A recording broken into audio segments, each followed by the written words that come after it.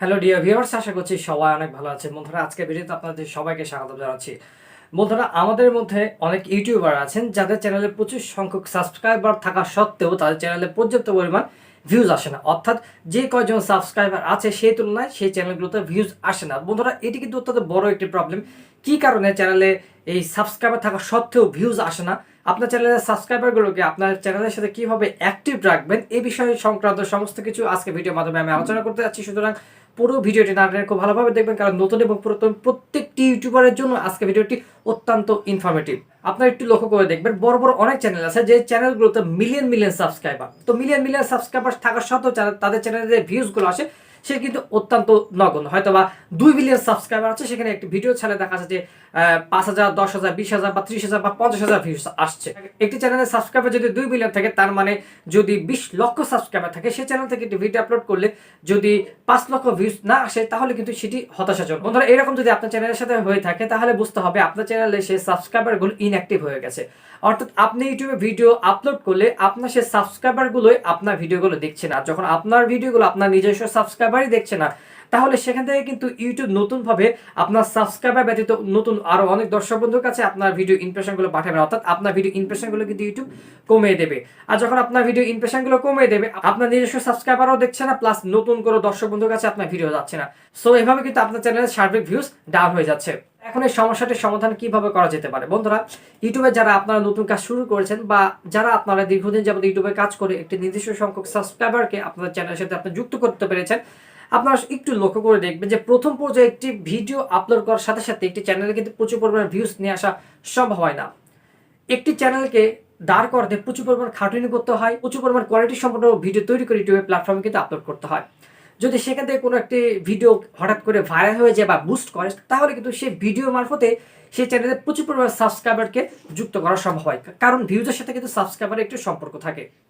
তো বন্ধুরা, যদি কোনো একটি নির্দিষ্ট ক্যাটাগরি ভিডিও ইউটিউবে আপলোড করার পর সেই ভিডিওটি ভাইরাল হয় এবং সেখান থেকে যদি প্রচুর পরিমাণ সাবস্ক্রাইবার চ্যানেলের সাথে যুক্ত হয়, তাহলে বুঝতে হবে সেই ভিডিও যে নিশ, অর্থাৎ সেই ভিডিও যে ক্যাটাগরি অনুযায়ী তৈরি করা হয়েছে, সেই ক্যাটাগরি ভিডিও কিন্তু ইউটিউব চ্যানেলে আপনাকে বারবার করে আপলোড করতে হবে।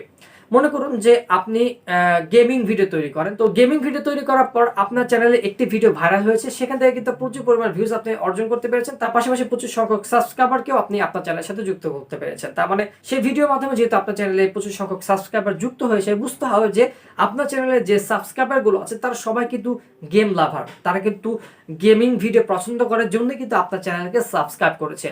এখন পরবর্তীতে যদি আপনার চ্যানেলে আপনি ব্লগিং ভিডিও কিংবা কুকিং একটি ভিডিও আপলোড করে দেন, তাহলে কিন্তু আপনার সেই সাবস্ক্রাইবারগুলো আপনার চ্যানেলের ভিডিওগুলো দেখবে না, কারণ তারা যেহেতু গেমিং ভিডিও ভালোবাসে। তাদের কাছে যখন আপনার ভিডিও নোটিফিকেশনগুলো যাবে যে আপনি একটি কুকিং ভিডিও তৈরি করেছেন, তাহলে কিন্তু তারা ম্যাক্সিমামই আপনার ভিডিওগুলো দেখবে না। ইউটিউব যেহেতু তাদের কাছে আপনার ভিডিও নোটিফিকেশন পাঠাবে, তারা যখন আপনার ভিডিও দেখবে না, তখন আপনার ভিডিও কিন্তু এক পর্যায়ে ফল ডাউন করে যাবে। এইভাবে বারবার করে আপনার সাবস্ক্রাইবারের কাছে যদি বিভিন্ন রকম ভিডিওর নোটিফিকেশন যায়, অর্থাৎ গেমিং ভিডিও ব্যতীত অন্যান্য কোনো ক্যাটাগরি ভিডিও নোটিফিকেশন তাদের কাছে যায়, আর তারা কিন্তু আপনার ভিডিওকে রিফিউজ করবে। বন্ধুরা, পরবর্তীতে আপনি যদি গেমিং ভিডিও তৈরি করেন বা যে কোনো ভিডিও তৈরি করেন, আপনার ভিডিও নোটিফিকেশনগুলো কিন্তু আপনার দর্শক বন্ধুর কাছে পৌঁছাবে না, কারণ তারা কিন্তু ইনঅ্যাক্টিভ হয়ে গেছে। তো বন্ধুরা, এইভাবে কিন্তু আপনার চ্যানেলে প্রচুর পরিমাণ সাবস্ক্রাইবার থাকা সত্ত্বেও কিন্তু আপনার চ্যানেলে ভিউজ আপনি গেইন করতে পারবেন না। যার কারণে ইউটিউবে কাজ করার আগে অবশ্যই আপনাকে একটি নির্দিষ্ট ক্যাটাগরি আপনাকে মেনটেন করতে হবে। অর্থাৎ নির্দিষ্ট একটা ক্যাটাগরি বা একটা নির্দিষ্ট বিষয়ের উপর ভিডিও আপলোড করে যেতে হবে।